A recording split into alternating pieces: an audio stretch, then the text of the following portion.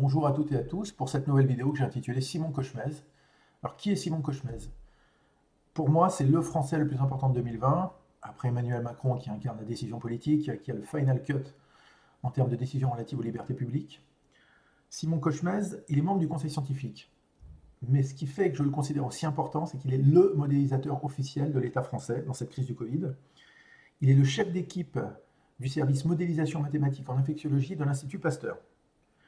C'est lui, et lui seul, qui produit les prévisions sur lesquelles se base le conseil scientifique pour donner ses indications, je pourrais dire ses directives au pouvoir politique. Alors, à travers lui, c'est la fabrique d'une politique et d'une opinion que je vais essayer de disséquer. Et je vais tenter de voir si un simple citoyen comme moi, dépourvu de connaissances scientifiques spécifiques, peut développer une analyse critique des modèles mathématiques appliqués au Covid.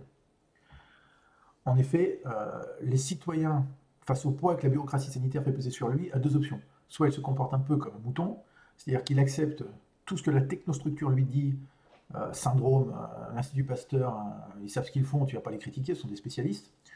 Ou alors, le citoyen peut faire l'effort de comprendre le processus de fabrication de ces expertises pour en évaluer la pertinence. Après tout, on a été enfermé pendant 3 mois, on va très probablement l'être de nouveau. Ne pas se poser de questions serait pour le moins assez médiocre.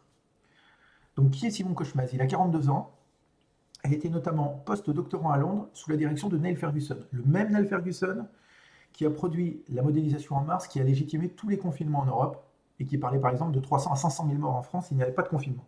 C'est la même école intellectuelle. Donc comment s'est passé le processus de fabrication de la politique de l'état d'urgence sanitaire? Donc on a l'émergence d'une nouvelle maladie, un nouveau coronavirus. Au début, on espère que ça va rester en Chine ou en Asie, comme le SRAS de 2003, qui n'avait fait que 774 morts. Manque de bol, ça arrive en Italie, explosion des cas, ça arrive en France, des morts, on comprend que c'est une pandémie. Le pouvoir politique est désemparé face à un virus, face à la pandémie, donc qu'est-ce qu'il fait? Il se tourne vers la science et crée le conseil scientifique, ce qui, de mon point de vue, est plutôt pertinent et rationnel. Sauf qu'évidemment, la science n'a pas de réponse toute prête face à un virus inconnu. Et là, on a un premier problème. C'est qu'en science, comme en économie, comme en politique, en sport, dans tous les domaines de la vie, la concurrence est nécessaire car elle crée l'émulation. Ce sont les débats scientifiques, les controverses scientifiques qui vont permettre de faire surgir une vérité plus profonde. Et entre parenthèses, on peut mesurer la niaiserie des critiques médiatiques qui déplorent le manque d'unanimité des scientifiques face au coronavirus. En effet, le débat, c'est la base de la science, et une science unanime n'a rien de scientifique. Or, en France, la bureaucratie est extrêmement puissante et elle ne supporte pas l'idée même de concurrence, car elle est fondée sur un monopole, celui du pouvoir administratif. Donc, qu'est-ce qu'elle a fait, la bureaucratie sanitaire, dans cette crise? Consciemment ou non? Elle a tout simplement délégué le pouvoir de prédiction à une seule équipe, celle de M. Cochemez à l'Institut Pasteur, et lui-même élève de Ferguson. Donc on a une seule école de pensée qui règne sur cette discipline en Europe. À une exception près, en Suède, j'y reviendrai. Donc concrètement, le pouvoir politique se tourne vers le conseil scientifique. Son président, M. Delfrécy, qu'est-ce qu'il fait? Il ne fait pas une opération magique ou une tambouille interne, non. Il s'appuie uniquement sur les modélisations, sur les prédictions de M. Cochemez. M. Cochemez, en gros, lui dit on va tous crever. Delfrécy dit au politique ça va être l'explosion. Et le politique répond par des interdictions et des mesures liberticides. Du point de vue de Delfrécy, c'est tout à fait rationnel. Il s'appuie sur ce qu'on lui présente la vérité, mais qui n'est que l'opinion d'un modélisateur. Du point de vue politique, on pourrait dire qu'ils ne sont pas obligés de suivre ce modèle. Sauf que la jurisprudence sans contaminer, qui a traumatisé toute la classe politique en France, fait que les hommes et les femmes au pouvoir savent que quoi qu'il arrive, ils seront poursuivis en justice. Le gouvernement Philippe, d'ailleurs, a déjà 60 procédures au pénal contre lui. À partir de là, dans ces conditions, il est impossible pour eux d'apparaître laxistes, sans quoi ils seront condamnés à coup sûr à de la prison. Donc la multiplication des interdictions leur sert d'argument devant les tribunaux. Regardez, on a pris énormément de mesures, on a tout fait pour sauver la population, vous ne pouvez pas nous condamner. Quand Emmanuel Macron, en mai, parlait à propos de son Premier ministre Édouard Philippe, du fait qu'il gère son risque pénal, c'était exactement ce processus. Donc voilà comment les modélisations d'un seul homme deviennent la politique de la France. C'est une conséquence directe du manque de concurrence intellectuelle qui règne dans ce champ scientifique, la modélisation mathématique, et aussi, c'est vrai, du manque de courage et de volonté des gouvernants en France depuis des décennies, c'est pas propre à ce gouvernement. Donc l'opinion, elle se fabrique comme celle des politiques. Le modèle étant catastrophiste, on dit les experts prévoient une explosion des cas et une explosion des morts. Sauf que ce sont pas, les experts se résument à une seule école, celle de Ferguson qui prévoit 500 000 morts en France, et de Kochmez qui lui avait dit sans confinement, on aura 125 000 personnes en réanimation. Donc la peur fait tout accepter. On viole les principes de l'état de droit, les principes fondateurs de notre démocratie, du fait de cette peur et du fait de la prédiction d'un seul groupe intellectuel. Personnellement, je considère qu'on ne peut pas piétiner les libertés publiques pour si peu. Voilà.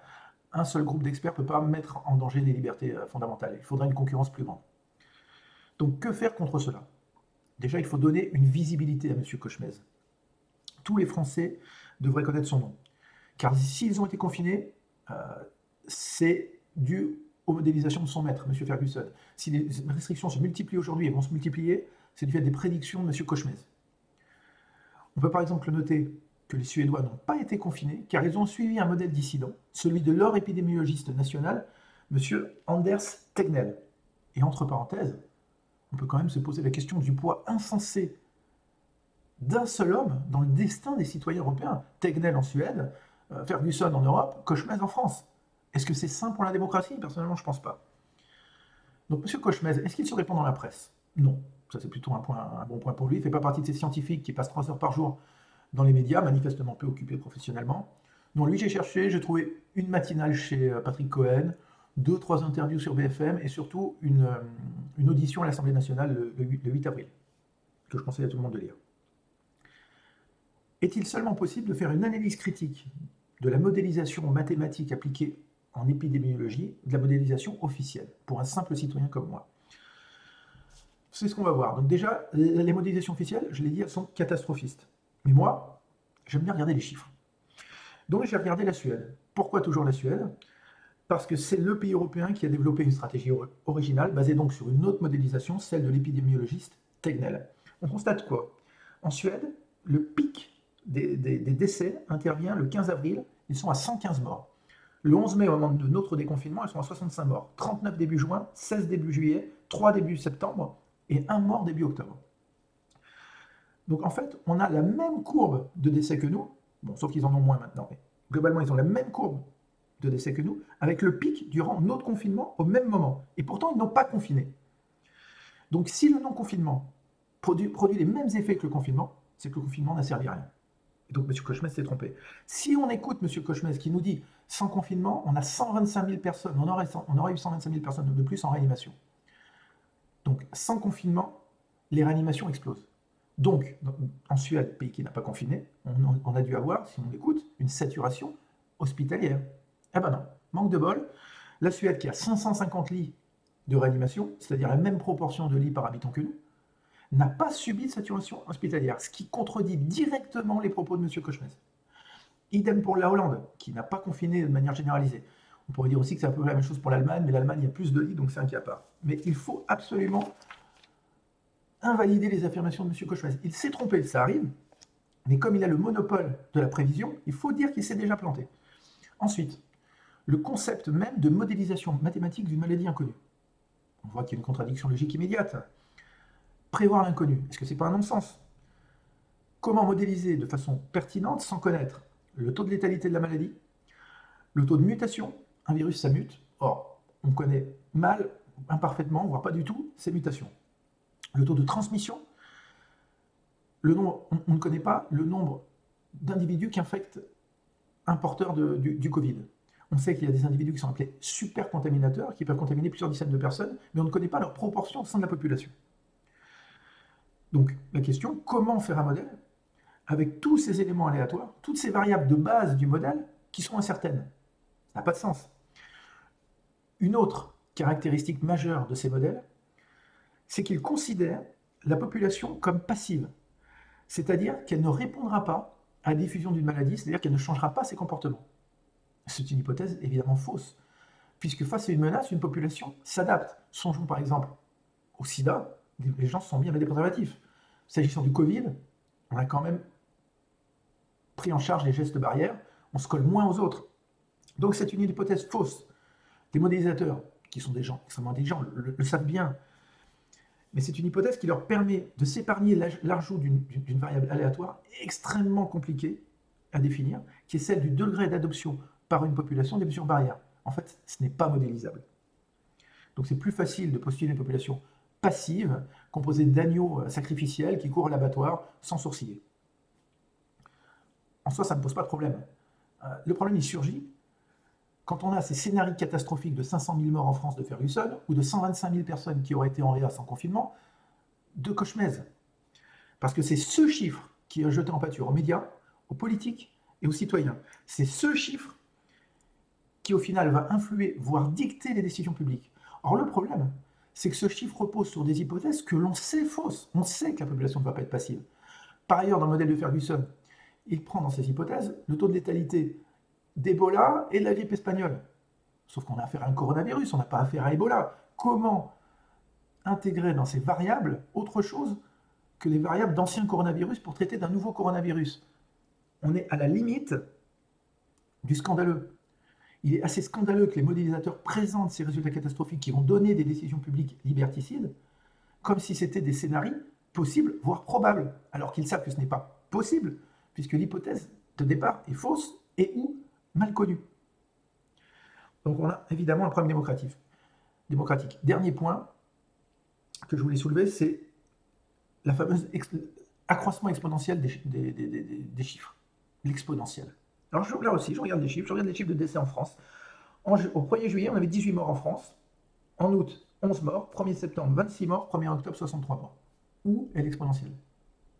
J'ai cherché, je n'ai pas trouvé d'exponentiel. On est à 63 décès par jour, alors qu'en France, meurent 1500 personnes par jour. On est donc sur une surmortalité quasi anecdotique due au Covid en France. Et pourtant, on nous parle d'exponentiel et on sait que, sans toute probabilité, on va reconfiner bientôt. C'est assez incroyable. L'Institut Pasteur a prédit une saturation fin octobre. On verra ce qu'il en est. Ce qui est certain, c'est que la logique des modélisations est fondamentalement perverse. Pourquoi? Parce qu'ils ont toujours raison. Soit leur hypothèse catastrophique est validée, auquel cas, ok, ils ont eu raison. Soit leur hypothèse est fausse, mais ils ont eu raison quand même. Parce que si elle est fausse, c'est parce qu'on a adopté des mesures suite à leur première modélisation catastrophiste. Premier point. Deuxième point, oui, elle était fausse, mais on avait fait d'autres hypothèses. Bon, c'est pratique, vous faites 6 hypothèses, il y en a toujours une qui est bonne. Il n'empêche que l'hypothèse catastrophiste qui est présentée aux médias et aux politiques et qui sert de support à la décision politique, on n'entend pas les modélisateurs les remettre en cause et dire attention, attention, c'est qu'une hypothèse. Non, ils l'assument publiquement. Donc on est pour moi dans une logique semi-totalitaire où ces bureaucrates, ces experts, ne sont pas critiquables. Et moi je pense, dans une démocratie, que ne pas critiquer quelqu'un ou un pouvoir, c'est impossible. Et ça m'emmerde personnellement. Tout dernier point, les modélisations mathématiques reposent sur des équations très complexes que je n'ai ni la capacité ni la volonté de discuter. Je note toutefois que l'expert dans tous les domaines se réfugie derrière un vocable obscur, inaccessible aux citoyens. Alors on va me dire, oui, mais attends, les équations, il faut bien faire des équations pour faire un modèle. Je suis d'accord avec ça, je suis tout à fait d'accord avec ça. Par contre, le résultat scientifique de ces équations et sa traduction politique doivent être critiqués. Ce n'est pas parce qu'on utilise un langage obscur et ou des équations complexes qu'on détient une vérité.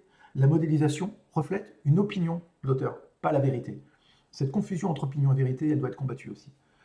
Force est de constater en tout cas que les hypothèses de Cauchemez jusqu'ici ont été invalidées, et pourtant l'Institut Pasteur continue à avoir le monopole du conseil aux politiques, et donc M. Cauchemez, puisque l'Institut Pasteur, c'est lui qui dirige la seule cellule d'épidémiologie de modélisation. On doit donc, pour conclure, apprendre à connaître et à critiquer l'opinion du citoyen Cauchemez. Merci beaucoup.